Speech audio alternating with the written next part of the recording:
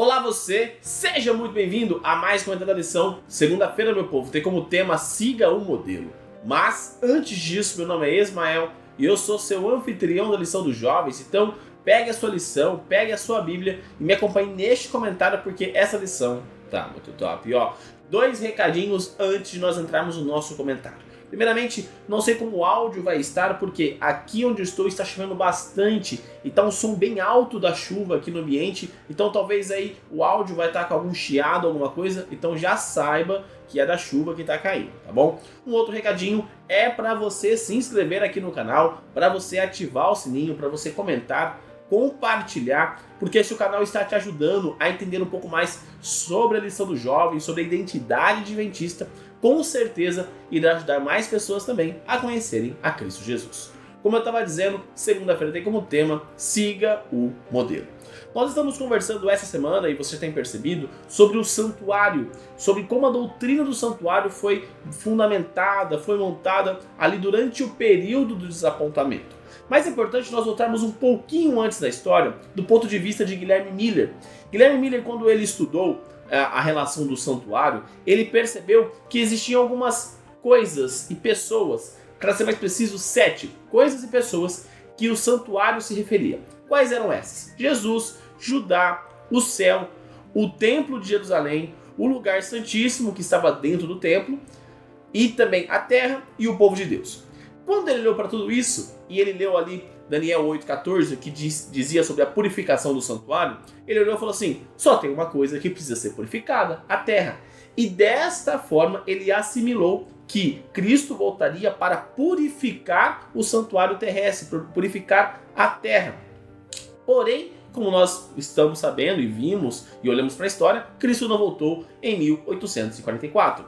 Só que Miller nunca perdeu a esperança da volta de Cristo. Ele morreu em 1849, ainda crendo na volta gloriosa de Cristo Jesus. Um ponto importante é que Miller, no final da sua vida, ele perdeu a visão, então ele não podia mais encabeçar os pensamentos, as visões doutrinárias, porém, ele não aceitou, por exemplo, a outra visão do santuário celestial e também a visão da guarda do sábado. Porém, Ellen White escreve lá nos primeiros escritos que Miller será ressuscitado junto com os salvos quando Cristo voltar em poder e grande glória. Então aqui nós temos um grande aprendizado.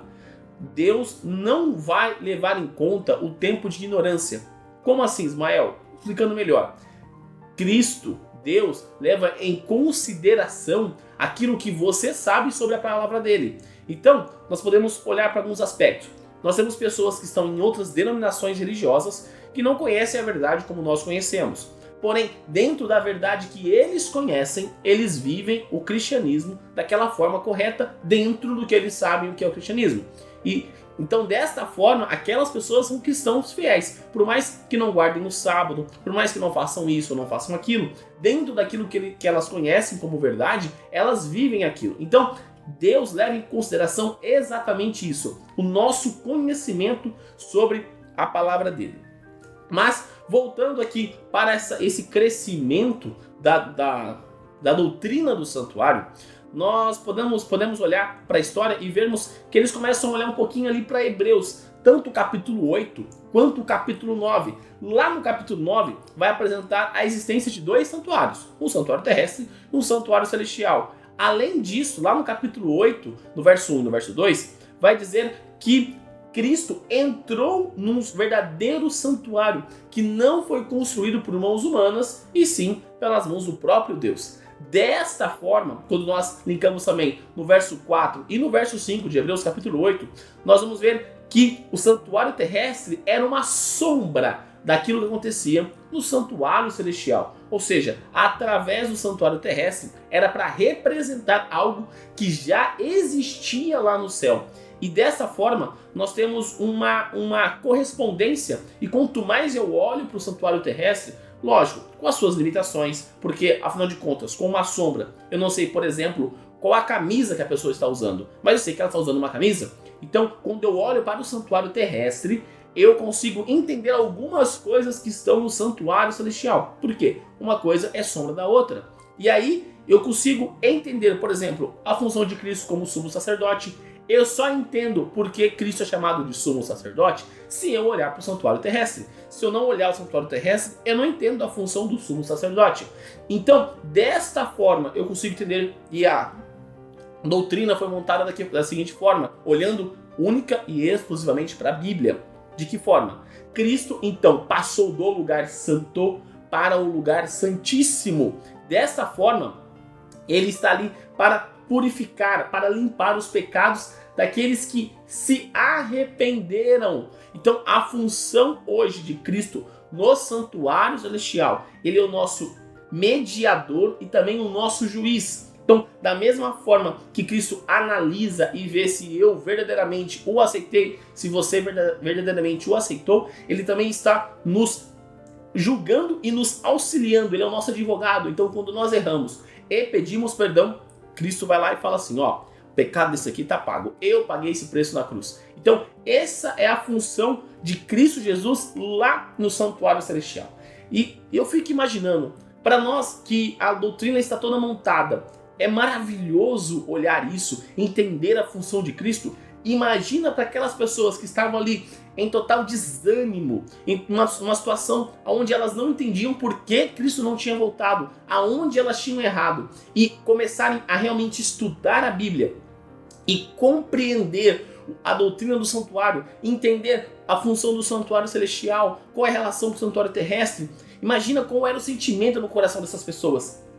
Imagina como a fé delas, dá para entender o tijolinho por tijolinho sendo montado na fé delas, como a doutrina da Igreja Adventista, ela é única e exclusivamente bíblica, e isso é sensacional, isso é maravilhoso, isso é a mão de Deus guiando o seu povo. Não existe outra situação que não seja o próprio Deus guiando o seu povo, porque tudo foi acontecendo de acordo com a vontade de Deus. Por mais que as pessoas se equivocaram, por mais que as pessoas começaram a acreditar em algo que biblicamente estava equivocado, Deus foi conduzindo o seu povo para a sua verdade. E isso é fundamental, porque hoje eu e você somos a descendência desse povo que começou lá atrás a fazer uma busca verdadeira sobre a palavra de Deus. Nós já fomos conhecidos há um tempo atrás como o povo da Bíblia.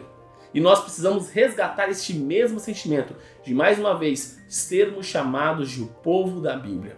Então, mais uma vez, eu apelo ao seu coração para você estudar um pouco mais sobre o santuário. Na sexta-feira eu vou trazer para você uma recomendação de um livro que explica exatamente este período de 1845 até 1863, que foi como a doutrina do santuário foi montada. E se você tiver a oportunidade de adquirir esse livro, de ler esse livro, você vai ver mais do que isso, porque essa semana nós estamos assim, passando pela superfície, não dá para nos aprofundarmos muito. Mas este livro, ele tem uma boa profundidade para você que quer conhecer um pouco mais sobre a história adventista, de como a doutrina do santuário foi montada. Você vai ter a oportunidade de adquirir esse livro quando você quiser, em alguma rede aí, para você poder estudar um pouco mais. Porque nós, como eu disse, fomos conhecidos como o povo da Bíblia. E se nós deixarmos a Bíblia de lado, e pior, se nós nos esquecermos da nossa história, automaticamente nós iremos nos esquecer da nossa identidade. Nossa identidade é montada pela nossa história. E a nossa história apresenta que nós somos o povo da Bíblia. Somos o povo remanescente. Somos a igreja de Deus, a noiva de Cristo, que está aguardando o retorno glorioso do seu mestre, do seu noivo. Então nós precisamos estar aguardando, mas precisamos continuar estudando a sua palavra e proclamando a toda nação, língua, tribo e povo. E neste momento, eu convido você a fechar os seus olhos e orar comigo. Querido amado Deus, obrigado, Pai, por mais um dia. Obrigado, Pai, pela oportunidade que o Senhor nos dá de estarmos vivos, meu Pai, de estarmos na sua santa presença. Gratos somos, meu Pai, pois mais uma vez o Senhor nos dá a oportunidade de abrirmos a Tua palavra, de entendermos um pouco mais de Ti, meu Pai. E também de olharmos para a história desses pioneiros, meu Pai. Desse povo fiel que continuou buscando entender o que eles haviam errado, meu Pai. Pai, nós estamos vendo de que forma a doutrina do seu santuário foi montada, meu Pai. De que forma existe uma correlação entre o santuário que existe aí no céu e o santuário que existia aqui na terra na época de Moisés, meu Pai. Que foi que o Senhor deu para Moisés, seguindo um modelo que existe no céu. Meu Pai, peço que o Senhor continue trabalhando em nós, para que possamos cada vez mais entendermos a doutrina, entendermos também a nossa identidade, qual é a nossa missão, e resgatarmos este sentimento de vivermos para Ti, olhando para a Tua palavra, meu Pai. Fique conosco, perdoe os nossos pecados, assim como nós perdoamos aqueles que erraram contra nós. E tudo isso, meu Pai, te peço e te agradeço em nome do Seu Filho Jesus. Amém. Galerinha, não se esqueça de se inscrever aqui no canal para você dar aquela força e também para você não perder os conteúdos que são produzidos. Lembrando que os vídeos da lição são postados de domingo a sexta-feira. Então quando você se inscreve no canal e você ativa o sininho, você sempre recebe uma notificação todas as vezes que os vídeos são postados aqui no canal. Também deixa seu like nesse vídeo para mostrar que você gostou do conteúdo, para dar aquela força e também para o algoritmo do YouTube compreender que o canal é de qualidade, o canal é de relevância e que ele pode recomendar para mais pessoas, assim como você pode recomendar clicando aqui embaixo no botão de compartilhar e colocando nas suas redes sociais. Facebook, Instagram, WhatsApp, Telegram, enfim, a forma que você achar melhor de levar a mensagem de Deus a mais pessoas. E também clica aqui nessa playlist da lição dos jovens e nessa outra playlist das meditações que eu fazia aos sábados com vocês. Então é isso, galera, um forte abraço a todos e até mais!